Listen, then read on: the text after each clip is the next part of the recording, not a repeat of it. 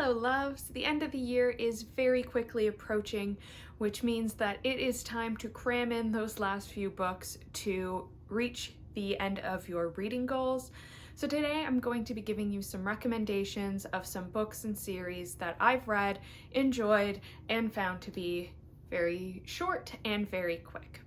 The first book I would recommend is Things Have Gotten Worse Since We Last Spoke and Other Misfortunes by Eric LaRocca. This is actually two different short stories. The first one, Things Have Gotten Worse Since We Last Spoke, is about two women who meet online and start a relationship and the very strange and unusual things that they end up bonding over. Second short story is about this couple who go to house sit on a remote island, and I honestly think that the second short story was better, but both stories are gripping, have twists and turns that you're not going to expect, so definitely a good short book to try and read at the end of the year. Second, I would recommend Comfort Me with Apples by Catherine M. Valenti. This was actually one of the last books that I read last year on New Year's Eve, trying to get in those last few books. In this book, a woman is in her house going about her normal life, and then she finds a body part in the cookie jar. And the story kind of unravels as she investigates how her perfect life is maybe not quite as perfect as she thought it was. There is a bit of a twist at the end that I didn't see coming, so I did really enjoy it. It is a very short book, coming in at just over 100 pages. Next, I would recommend The Cosmic Puppets by Philip K. Dick.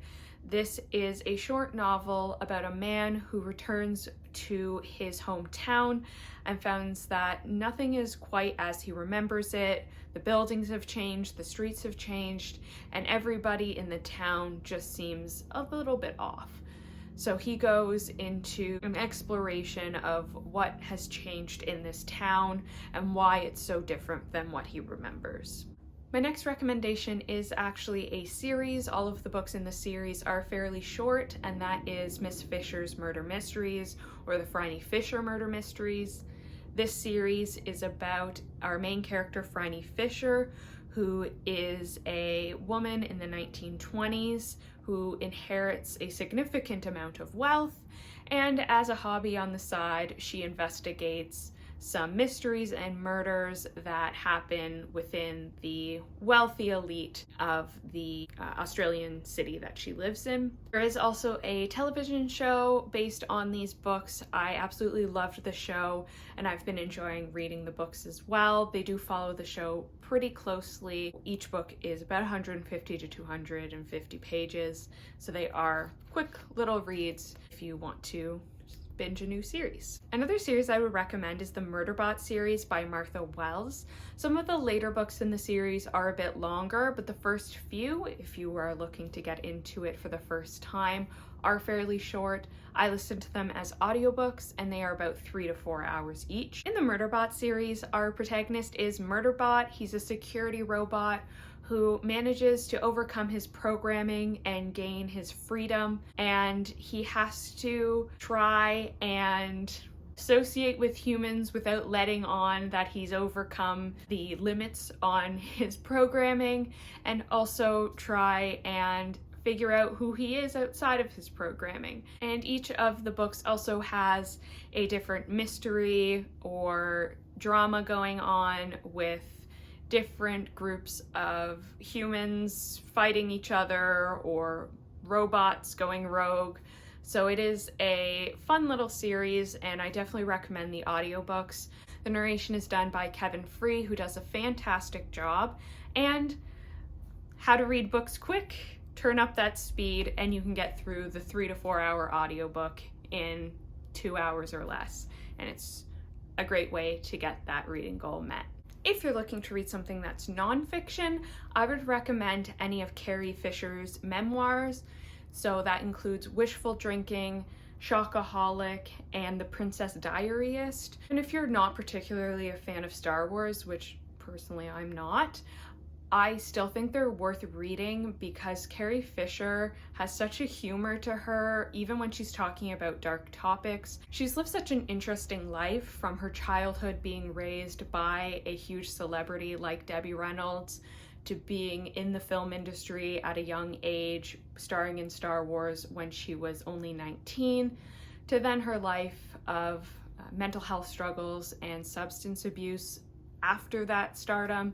I think that they are really down to earth, as down to earth as a celebrity memoir can be. There's humor and fun in them, and I would very much recommend them, even if you're not a Star Wars fan. If you're a horror fan and you haven't read The Hellbound Heart yet, I would recommend picking that up. The Hellbound Heart is what the Hellraiser movie series was based on.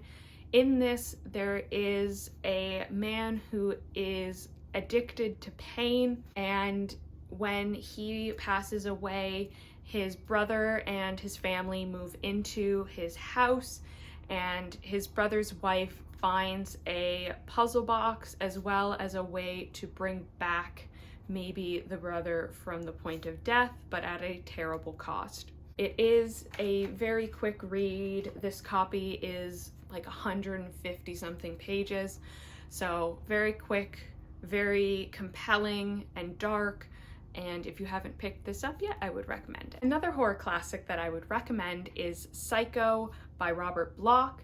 This is the book that inspired the Hitchcock movie of the same name.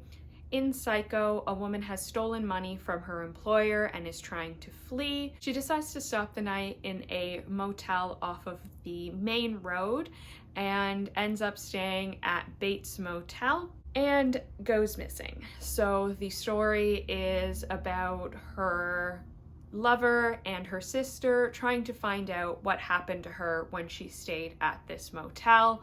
And it is a very interesting read, even if you're familiar with the movie. Another series that I would recommend is the Hitchhiker's Guide to the Galaxy series by Douglas Adams. You can read the whole series, or if you just want to read the first one, this can definitely hold up and stand up on its own.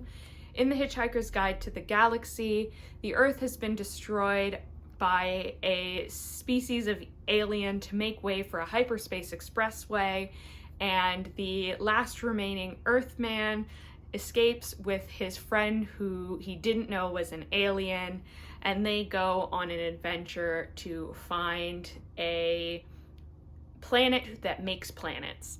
And I probably have read this so many times that I've memorized it at this point. It is one of my favorite books of all time. It's fun, it's clever, and I will never hesitate to recommend this to anyone who ever expresses an interest in reading. Another science fiction classic that I would recommend as a short read is The Body Snatchers by Jack Finney. This can sometimes be published as Invasion of the Body Snatchers because that was the name of the film adaptations.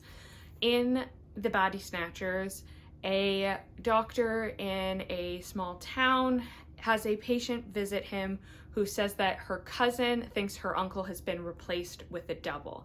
He looks the same, he acts mostly the same, but there's just something off about him. And in this, they start to find that more and more people are being replaced, and there is kind of a question of how could you tell if someone in your life was replaced with an exact double. And I really enjoyed reading this. There is some dated things about some of the language and the attitudes that the characters had, but overall I did think that the plot and the intrigue in this overcame that to make overall a very good book. And this one is actually the longest one on this list at 226 pages. So that is my list of at least 10 different short books that you can read to achieve your 2023 reading goal. If you made it to the end of this video, comment down below what your 2023 reading goal was.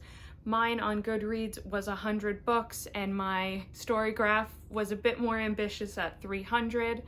And if you have any recommendations on short books that I should be reading in December, let me know, and have a great rest of the day.